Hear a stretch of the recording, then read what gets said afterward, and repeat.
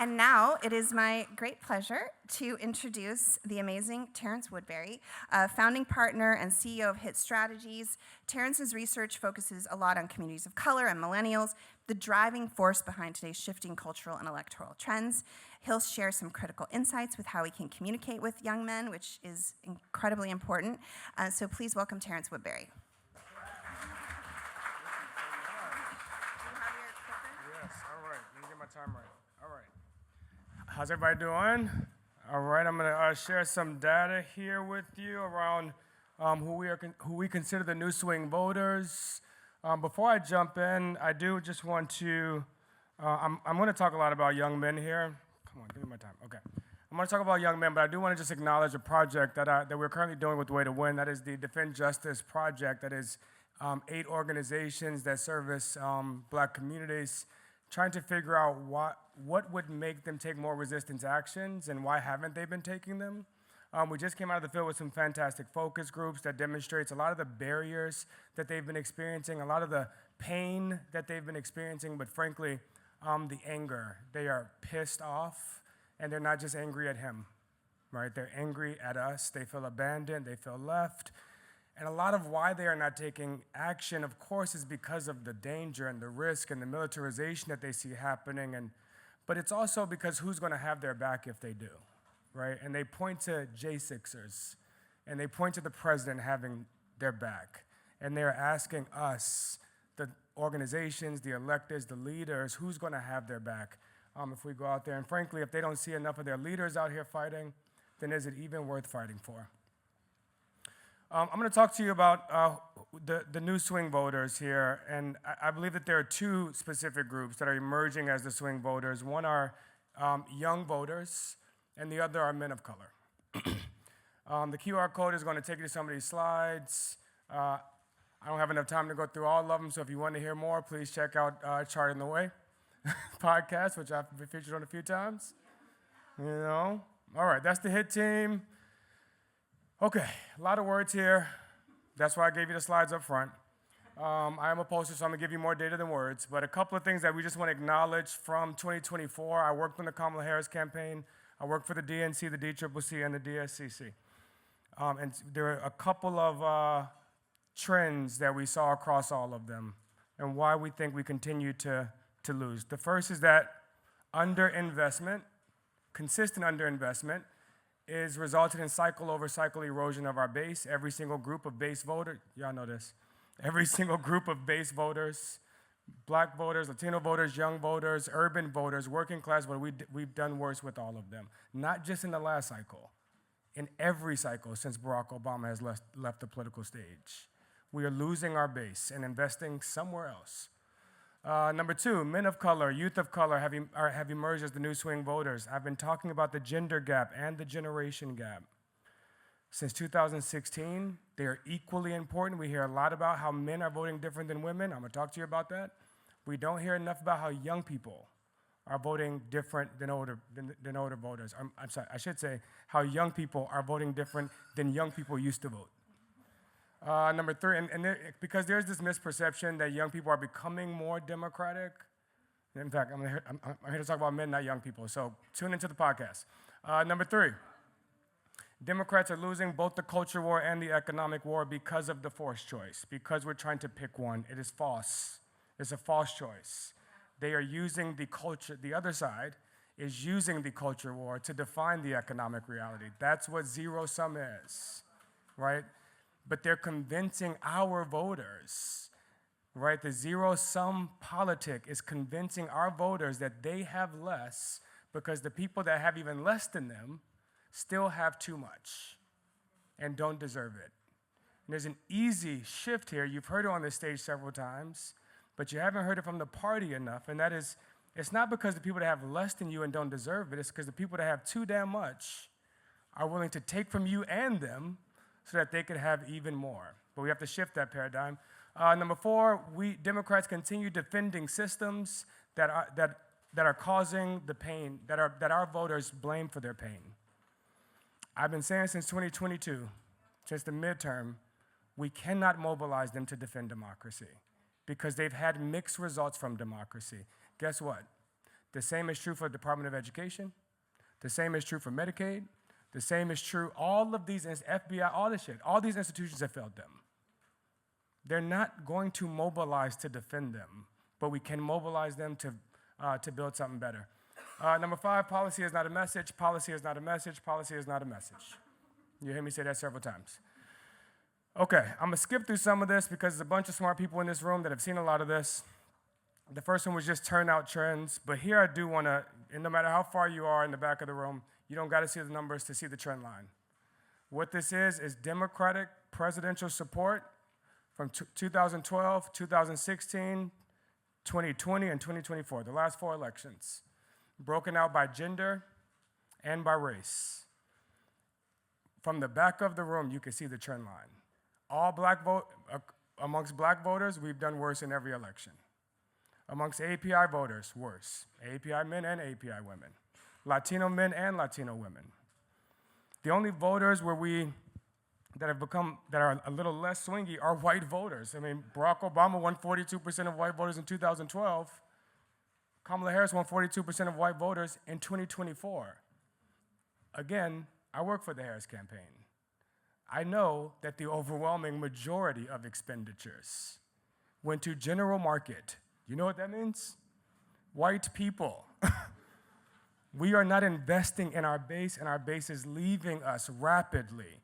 When I was raising concerns about black men leaving this party, I was told, you're making it up, it's only 2 or 3 points. Well, when it's 2 or 3 points every damn cycle, you get to 16 points. 1.5 million less black men's votes. I want to dive specifically into young men. This is the same graph, except it's just broken out for voters under the age of 45. Black men, black women, Latino men, Latino women under the age of 45. And you see these tremendous drops. In fact, Donald Trump was the first Republican presidential candidate to win a majority of Latino men under the age of 45. This could stick. When I see trend lines like this, I can assure you it is not because she was too woman, or he was too old, or the headwinds were too strong. That is bullshit. This is signaling to me a political realignment. They are leaving and may never come back. And I mean, look, 75% of young black men voted for Kamala Harris, 90% voted for Hillary Clinton. I think she was also a woman, right? It ain't because she was too woman. 15% less black men voted for the black woman than for Hillary Clinton. I should note, policy is not a message, but identity is also not a message. All right, now I want to talk a little bit about why it's happening. In my last 2 minutes, I'm going to get to these next 7 or 8 slides. Tune into the podcast. I'm going to skip the right because you've heard about the economic anxiety. Some of why this is happening, though, yes, there's a lot of economic anxiety amongst young men. They are frustrated. They are angry. The system has failed them. But there's also some value and cultural things happening here, where Democrats continue to seed values that men identify with. Values like masculinity, hard work, religion, patriotism. I can go to any focus group in America and ask, Democrats, Republicans, black, white, old, young, which party represents masculinity? Which party represents patriotism? I had a young man tell me in a focus group, anytime he sees an American flag on someone's house, he knows they're white and he knows they're Republican. So we've seeded masculinity, hard work, we've seeded the Bible, we've seeded the flag. I can assure you, if my father, who has voted for Democrats his whole life, has to choose between these things and the Democratic Party, we will lose, and we will continue to lose them. All right, what can we say about it? What can we skip? 2 more minutes. Okay. I mean, it's good stuff on there, though. Y'all get the QR code, get the slides. All right. I want to talk a little bit about the messaging, what we need to start saying different, and then what we need to start doing different. Policy is not a message. This is the winning message framework that I developed after losing the Kamala Harris campaign. where I realized that, I helped to draft, to write, and to test the opportunity agenda for black men. The first ever presidential candidate to put forth an economic agenda just for black men. I put it in front of those black men after testing it and asking them what they wanted it to include. I came back, put it in front of them in a focus group, included everything they asked for, and I said, is that enough for you to vote for her now? Hell no. Still not, right? They do not trust our promises or our policies, even the ones that we passed already, because they weren't able to access any of it, right? And so this is important in 2026 when we come back around and we start telling them about all the things. The reason they have to vote for Democrats is because of all the things that they've lost, right? Republicans took your Medicaid and your student loan forgiveness, and they took. Well, for many of the young men that I'm talking about, they didn't access any of those things anyway, and that was the point of their vote, was to take it from the people that don't deserve it. And so we have to stop focusing on the policy until we first define the problem. Two notes on the problem. One, we need a little bit more outrage about the problem. They are outraged, and we are not expressing the same level of outrage, but we also have to define what is causing that problem. If you can't tell me why my life sucks, why would I trust you to unsuck my life, right? Donald Trump is telling them why your life sucks. Because they took your black jobs, because those trans folks in jail took your tax money and paid for surgeries, because those right? He's telling them why their lives suck. And when your life sucks this much, and I gotta tell you, man, this is the pain that they're expressing, folks that feel like they will never be able to afford to buy a house. They will never achieve the American dream. I'm working twice as hard, I'm getting half as far. It ain't working. Why does my life suck? He's given them a reason. What is our reason? Think about that. What reason are we giving them? I could tell you for the last 10 years, it's been one thing: Donald Trump. That's it. They ain't buying that.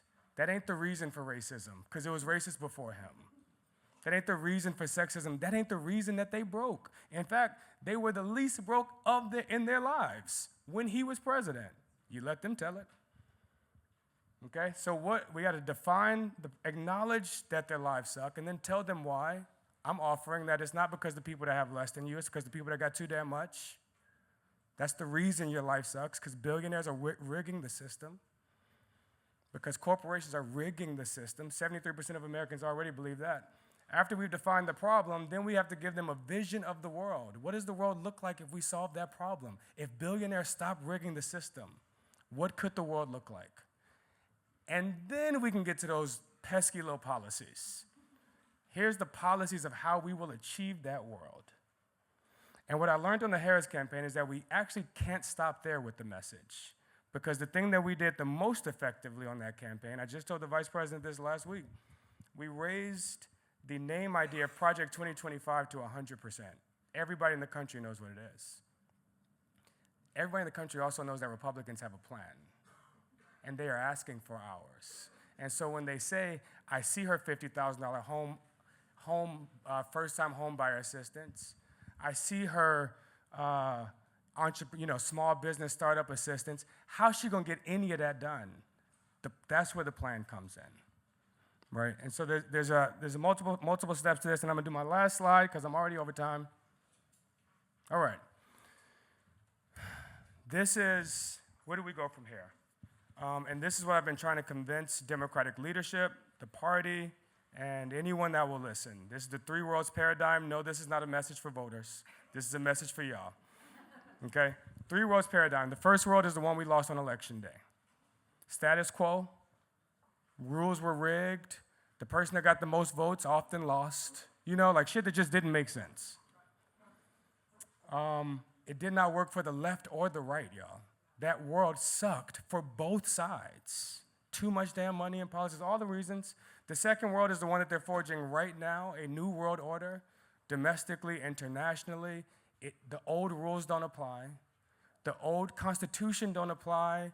The old institutions don't matter. It's a new world. And our voters are quite impressed with how rapidly they are forging that world, even if they don't want to live in it. They're impressed that they're using every lever of power. You can use museums and colleges and universities and legislation and all these other things to bring about this world. My concern right now as we go into 2026, I know I'm about to hand you the mic back. My concern is that Democrats, just like we did in 2022, are about to spend our time convincing them to put the old world back, to get those norms back, get those rules back, put Department of Education back. I can tell you right now, I ain't gonna do a focus group with black folks anywhere in America that loves the Department of Education. They don't want it back. It did not work for them. This is why that trend line at the beginning looked like it did. They've been voting against these systems that we've been defending, these institutions, these norms. We will never, ever mobilize them to put that world back. But we can mobilize them to build the next world, right? This is a part of the messaging that I'm convincing, even the Jeffries team. Yeah, we got to redistrict in California, and we have to win by their rules in their world. But when we are in charge, the person that gets the most votes will win. Abolish the Electoral College, big money out of politics, public financing, automatic voter registration. It's a right, not a privilege, and your governor can't take it from you just because you forgot to vote in the last one. This shit don't make sense, y'all. It don't make sense. I promise you, we can mobilize them to build the next world where the rules work for all of us. In fact, we're going to bring a lot of Republicans along to build the next world where billionaires don't get to buy their issue on this ballot, where politicians don't get to pick their voters, voters pick their politicians. All these things we've been saying, we need to wrap that shit up in an agenda. Wrap that shit up into a world that we build together. That world is going to take courage. It's going to take a lot of imagination. We are talking about things we've never seen, that we've never done. I've had the privilege to work in parliamentary politics a little bit, so I'm adopting from some worlds that work a lot better than ours. But we can bring